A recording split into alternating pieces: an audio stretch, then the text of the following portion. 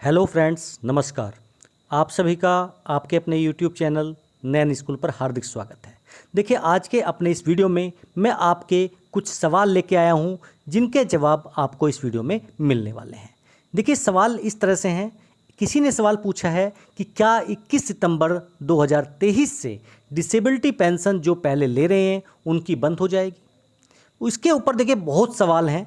एक है, ओआरओपी में पेंशन गलत फिक्स हुई है, एरियर भी कम मिला है, आखिर वजह क्या क्या हो सकता है समाधान। स्पर्श माइग्रेटेड हैं और वो अपना जीवन प्रमाण पत्र जमा करना चाहते हैं, तो क्या वो बैंक से जमा कर सकते हैं। और एनुअल लीव पॉलिसी में हुआ है बदलाव, किनके लिए है एप्लीकेबल, जानेंगे इस वीडियो में। अगर आप मेरे चैनल पर नए हैं, चैनल को सब्सक्राइब कर लीजिए। वीडियो पसंद आए तो लाइक और शेयर ज़रूर करें। देखिए, सबसे पहले मैं देखता हूं, इनका सवाल है, सर जो pensioner already disability pension old rule 2008 का जो रूल है उससे ले रहे हैं, क्योंकि 2008 में वो बीमारी और बीमारी की वजह एग्रेवेटेड ड्यू टू सर्विस था, बट ना अगर 2023 के रूल्स में देखें तो ये बीमारी अगर एग्रेवेटेड नहीं रहती है तो क्या ऐसी स्थिति में उनकी डिसेबिलिटी पेंशन बंद हो जाएगी 21 सितंबर 2023 से। देखिए, पहला सवाल, यहाँ पर बहुत से सवाल हैं, मैं आपको इसी सवाल में सारे सवालों के जवाब देने वाला हूँ।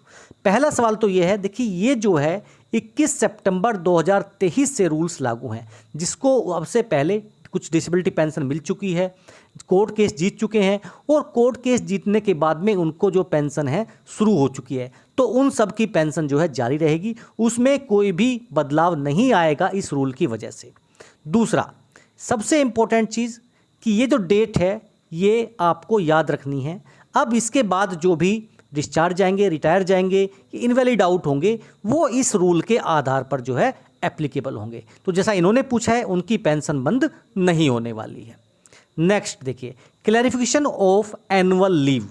एनुअल लीव के बारे में यहाँ पे क्लैरिफाई किया गया है डिफेंस सिक्योरिटी फोर्स के लिए। ये जो डीएससी हैं, डिफेंस सिक्योरिटी कोर्स रिकॉर्ड्स में 16 सितंबर 2023 का लेटर है।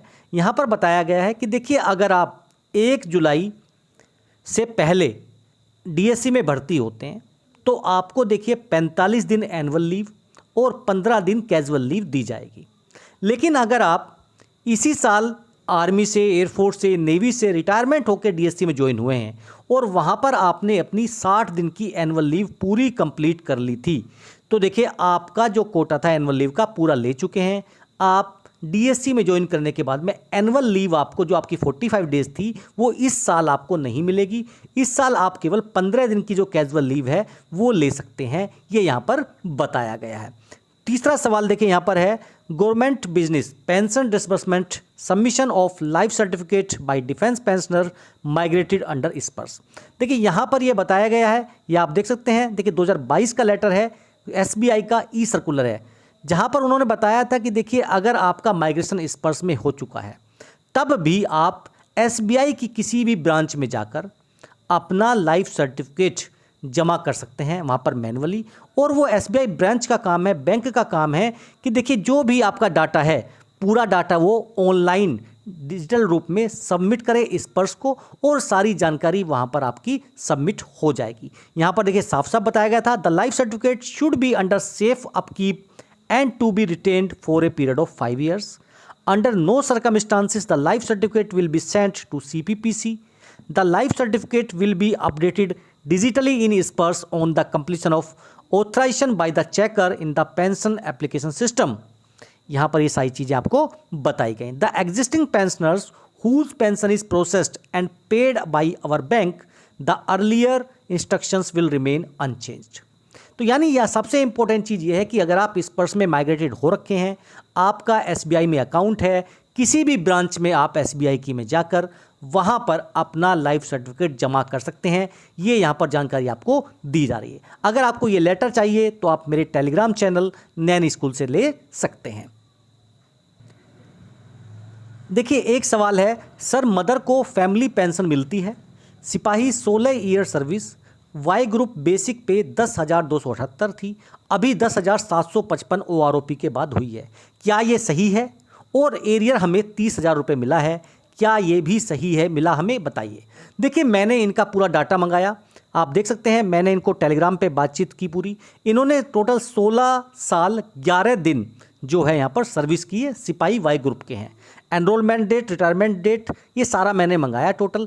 फिर देखिए, मुझे जो चेक किया मैंने, ये मिलता है कि इनकी जो फैमिली पेंशन है ऑर्डिनरी रेट से वो होनी चाहिए 11,285 रुपये, लेकिन जैसा इन्होंने बताया रियली में इनको 10,755 रुपये मिल रहे हैं। और उसी आधार पर जो इनको एरियर कैलकुलेट करके गया है, उसी आधार पर किया गया है। देखिए, अगर हम बात करें 10,278 रुपये इनको मिल रहे थे 7 CPC के बाद से, लेकिन अभी इन्होंने 10,755 कर दिया, यानी यहाँ पर जो है रॉन्ग फिक्सेशन है।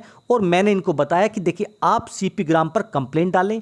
अगर आप बैंक से पेंशन ले रहे हैं तो देखिए, बैंक जाइए, उनको लिखित में एप्लीकेशन दीजिए, और जो भी आपको वहाँ पर बताया गया है CP ग्राम के थ्रू, जो भी आपको रिप्लाई आया है, उसकी कॉपी अटैच कीजिए। देखिए, अगर आपके साथ भी कुछ ऐसा केस है, आपको रिप्लाई आया है, 1 महीने 1.5 महीने बाद भी बैंक के पास जाते हैं, बोला हमारे पास कोई डाटा नहीं है, हमारे पास कोई लेटर नहीं आया है, तो आप क्या करें, आप एक एप्लीकेशन लिखें। सेम जो आपने डाटा वहाँ लिखा था, वही सेम डाटा आप यहाँ पे भी लिख सकते हैं। आप उसके साथ CP ग्राम का जो रिप्लाई आया है वो भी अटैच करें, और ये जो है 2 कॉपी में करें। 2 कॉपी में करने के बाद में आप बैंक के पास जाइए, 1 कॉपी उनके दीजिए और दूसरी कॉपी पर उनका सिग्नेचर, उनकी स्टैंप लगवा के लेके आइए।